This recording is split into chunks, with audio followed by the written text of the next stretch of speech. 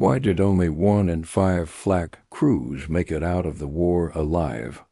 How did a weapon built to shoot at planes become the most feared tank killer of World War II? And why was its fire control system so advanced it felt decades ahead of its time?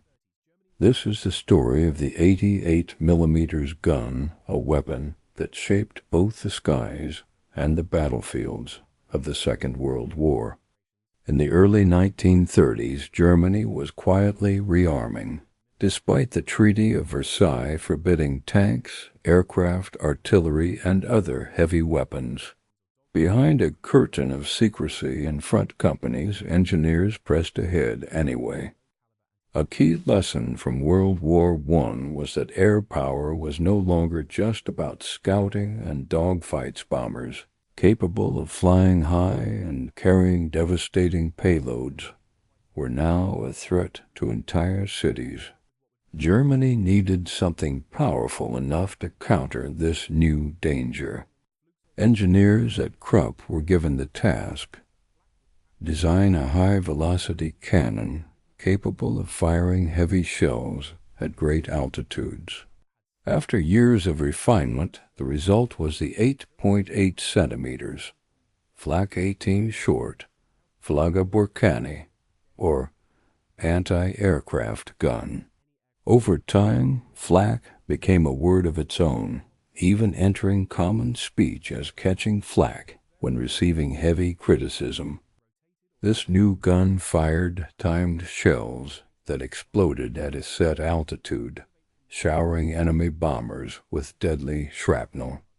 A direct hit would obliterate a plane, but even a near miss could rip through wings, engines, or cockpits. Mounted on a cruciform carriage, the gun could swivel and elevate rapidly, giving it excellent tracking ability. With a crew of 10 weighing around 7 tons, and designed to be hauled by trucks or half-tracks, it was mobile enough for Germany's fast-paced blitzkrieg strategy. By the outbreak of war, over 2,600 had been built, twice as many as Britain had managed, while the U.S. had almost none. The 88 first tasted combat in the Spanish Civil War, where it was used not only against planes but against bunkers, infantry, and tanks. At the time, most tanks had such thin armor that a single shot from the 88 tore through them with ease. As the weapon proved itself, new versions followed. Flak 36 introduced a sectional barrel that could be swapped more easily when worn, plus a shield to protect the crew. Flak 37 refined targeting with better sights and, most importantly, integration with a central fire control system. This system, an early mechanical analog computer, was a breakthrough. Operators used rangefinders, sound detectors, and eventually radar to calculate an aircraft's speed, altitude, and path. Multiple guns were then aimed simultaneously at the predicted interception point. Though Germany never perfected proximity fuses, unlike the Allies, the volume and accuracy of fire still made Allied bomber crews dread the black clouds of flak exploding around them. On average, it took about 4,000 shells to bring down a bomber early in the war. As countermeasures improved, that number climbed to 16,000, but the psychological impact remained enormous. At first, the 88 was strictly anti-aircraft, but during the 1940 Battle of France and later in North Africa, its potential as a tank killer became obvious. Rommel's famous use of the gun at the Battle of Arras is legendary. When British Matildas immune to smaller German guns smashed through his lines, he ordered the 88s to lower their barrels and fire point blank. The result was devastating. High muzzle velocity, flat trajectory, and excellent optics made the 88 a deadly sniper on the open battlefield. Soon armor-piercing rounds like the PZGR-39 and PZGR-40 were introduced, giving it the ability to penetrate up to 100 millimeters of armor at long range, more than enough to defeat any Allied tank of the early war.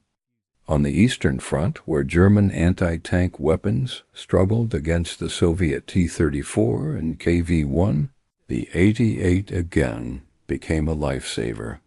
Its success eventually inspired its adaptation into dedicated anti-tank and tank-mounted guns, including the famous Tiger IS 88mm KWK-36 and later, the even more powerful PaK-43 mounted on tank destroyers like the Elephant and Nation. By 1943, the Allies had seized control of the skies and were carrying out relentless day and night bombing campaigns. The Flak arm of the Luftwaffe swelled to over 1.2 million personnel, nearly half the entire force. Crews became a mix of veterans, teenagers, convalescing soldiers, and even women in communications and radar roles. Casualty rates were appalling. By mid-war, flak batteries were prime targets for strafing runs, cluster bombs, and suppression fire. Crew survival rates sank to just 30 to 50%, and in the final months of the war, even lower. To shield both civilians and critical defenses, Germany built massive flak towers in cities like Berlin, Hamburg, and Vienna. These colossal reinforced concrete fortresses housed not only anti-aircraft guns, including 128mm twins, but also shelters for tens of thousands of civilians. With walls up to 3 meters thick, they were nearly indestructible, surviving even 500 kilograms bomb strikes. Many served as last-ditch strongholds as the war ended, and some still stand today, repurposed into museums or urban spaces. By the end of the war, more than 21,000 88s of various models had been built. They had downed thousands of Allied planes, destroyed countless tanks, and earned a reputation as one of the most feared weapons of the conflict. But the cost was immense. Flak crews endured some of the highest casualty rates of the entire German military. The 88 was more than just a gun.